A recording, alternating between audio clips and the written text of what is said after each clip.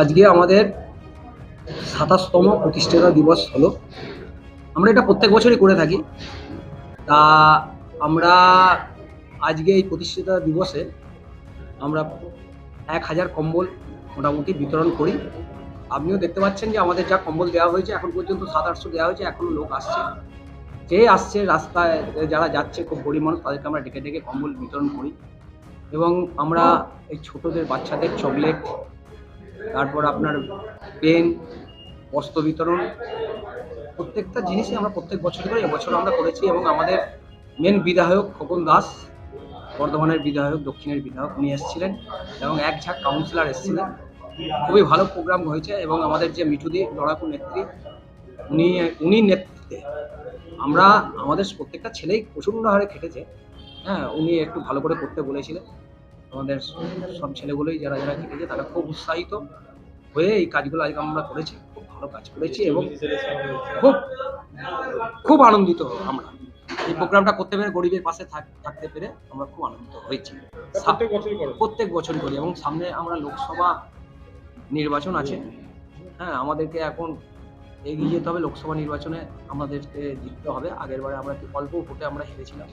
এবারে আমরা আশা রাখছি জিতবো, কেননা মমতা ব্যানার্জি একের পর এক উন্নয়ন করে যাচ্ছেন। আর আমাদের বর্ধমানের বিধায়ক খোকন দাস উন্নয়নের কাণ্ডারি, উনিও একের পর এক উন্নয়ন করে যাচ্ছে এবং সবার সঙ্গে, হ্যাঁ, কি গরিব কি বড়লোক সবার সঙ্গে উনি যেভাবে মিশে যায়। আজকেই আমার যে সবচেয়ে ভালো লাগলো, উনি যে একটা গরিব মানুষের পায়ে হাতে প্রণাম করছেন, এটা দেখে খুবই ভালো লাগলো।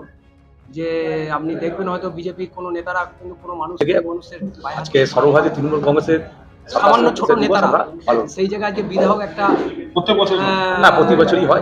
আমরা আজকে আমাদের অনুষ্ঠান ছিল আমাদের বর্ধমানের দক্ষিণের বিধায়ক মাননীয় খোকন দাস মহাশয়ের সঙ্গে।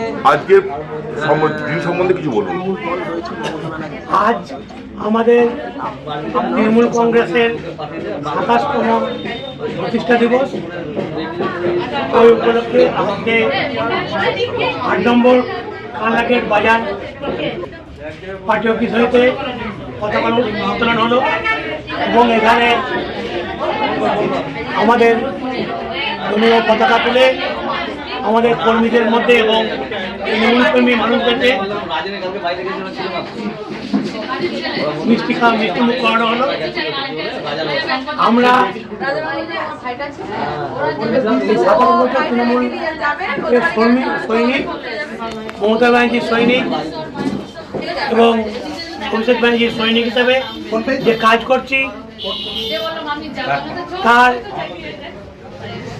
সুফল হিসেবে আগামী ২৪-এ আমরা দেখিয়ে দেবো যে ভারতবর্ষে